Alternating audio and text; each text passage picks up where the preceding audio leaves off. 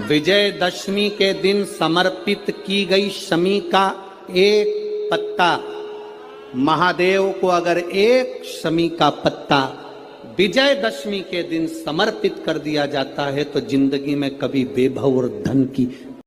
शमी का वृक्ष तुम्हारे घर में बड़ा मत लगाओ, पर शमी का पौधा जब तक तुम्हारे इस हाथ की आकृति का रहे, उसमें से तुम पत्ती तोड़ो मत तोड़ो, उसमें से कुछ तोड़कर तुम शिव जी को चढ़ाओ मत चढ़ाओ, भले तुम बाहर जाकर टूटा हुआ लेकर आ जाओ, पर घर के बाहर, घर के कमरे में नहीं, हॉल में नहीं, घर के अंदर नहीं। तुम्हारा घर चारों तरफ से हो जाता है, 4 कमरे, हॉल, किचन, लेटरिन, बाथरूम सब पूर्ण कंप्लीट हो जाए, उसके बाद जो तुम्हारे जगह बचे, घर से जब तुम बाहर निकलो तो बाहर की ओर जाते समय, अगर तुम्हारे निकलते समय तुम्हारा सीधे हाथ की ओर अगर शमी का छोटा सा पौधा लगा है तो ये निश्चित है कि तुम जिंदगी में कभी किसी अदालती कोर्ट केस में, कभी प्रशासनिक आदि केस में, कभी किसी गलत जगह पर जिंदगी में नहीं फंस सकते, आप उससे बाहर ही निकल जाएंगे। दिन लोग देखकर उसको प्रणाम करते हैं, माता पिता को नमन करते हैं। क्यों? आप अपने बच्चे हो, आपसे पूछेंगे, आपकी औलाद आपसे पूछेगी, आपके आने वाली पीढ़ी आपसे पूछेगी, माँ ये कौन सा नाटक बनाकर रखा है तुम लोगों ने? शमी का पत्ता दे, शमी का पत्ता ले, मिलने जाओ तो शमी का पत्ता क्यों लिया दिया जाता है? बच्चे पूछेंगे। आज की पीढ़ी बहुत प्रश्न करती है, उसको उत्तर देना पड़ेगा कि एक पत्ते में 14 करोड़ स्वर्ण मुद्रा का फल होता है। एक शमी के पत्र में आज के बच्चे जो प्रश्न करेंगे उसका उत्तर देने के लिए तुम्हें तैयार रहना पड़ेगा, उस उत्तर को तुम्हें देना पड़ेगा कि ये शमी का पत्र विजयदशमी पर क्यों लेन देन किया जाता है, शमी का पत्र क्यों शिव के मंदिर में जाता है, शमी के पत्र की मूलता क्यों होती है, इसको समझाना। एक शमी पत्र में वो फल है।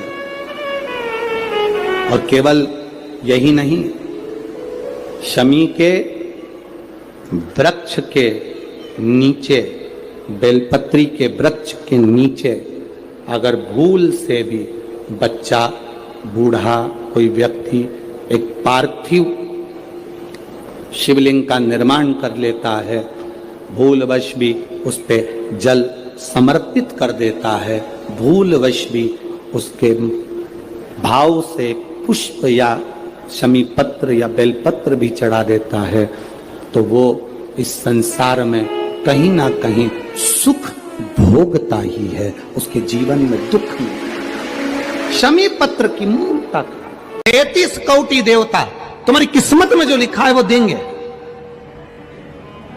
33 कोटि देवता का काम है तुम्हारा भाग्य लिखना, पर केवल एक महादेव का काम है तुम्हारे भाग्य को बदल देना। तुम्हारी जिंदगी में दुख लिखा है, कब वो सुख लिख दे उसका कोई भरोसा नहीं। ये सिर लोग महादेव की पिंडी को लगा देते हैं, ये सिर महादेव के शिवलिंग को लगा देते हैं। क्यों लगा देते हैं? क्यों? ये ललाट पर जो दुख लिखा है, ललाट पर जो भाग्य में तकलीफें लिखी हैं, किस्मत में जो लिखा है, बेकार कुछ लिख दिया, शिव के शिवलिंग को ये शीश लग जाए, महादेव का स्पर्श मात्र हो जाए, ललाट पर लिखा उल्टा भी सुल्टा हो जाता है। यदि पीला फूल शिवलिंग के आसपास में या शंकर भगवान के ऊपर कहीं रखा हुआ भी दिख जाए, उस कनेर के पुष्प को अगर आप 5 जगह का स्पर्श कराकर अपने हृदय की बात कहकर वापिस महादेव को समर्पित कर देते हो, तो भी मेरा महादेव तुम्हारे दुख का निवारण कर देगा। ऐसा योग लगे आपके जीवन में कि आप जिस व्यापार को आपने करा उस व्यापार में आपको फल नहीं मिला, फिर आपने व्यापार चेंज करा, फिर बदल कर देखा, फिर उस व्यापार को कर देखा, उसमें फल नहीं मिला, फिर आपने वापिस व्यापार को बदलने का विचार किया, तो हमारा निवेदन रहेगा उस व्यापार को बदलने से पहले एक काम जरूर कर देखो। 3 स्थान पर बेलपत्र को चढ़ा कर देखिएगा।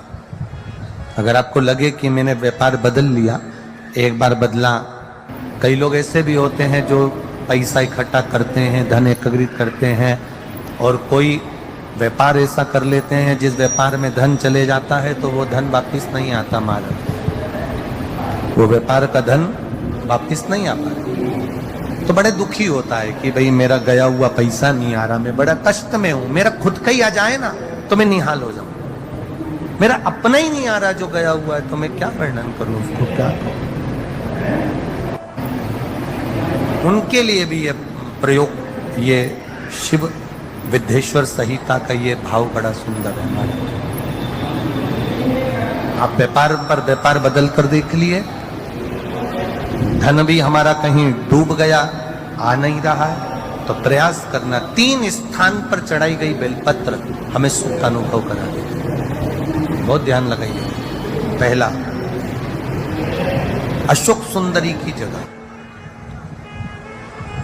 अब ये बेलपत्र जब भी आप चढ़ाएंगे तो रविवार की अगर प्रदोष पड़ जाए,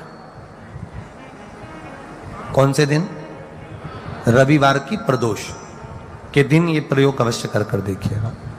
ज्यादा बार नहीं करना है, केवल एक ही बार करना, बाबा स्वयं कृपा करेगा।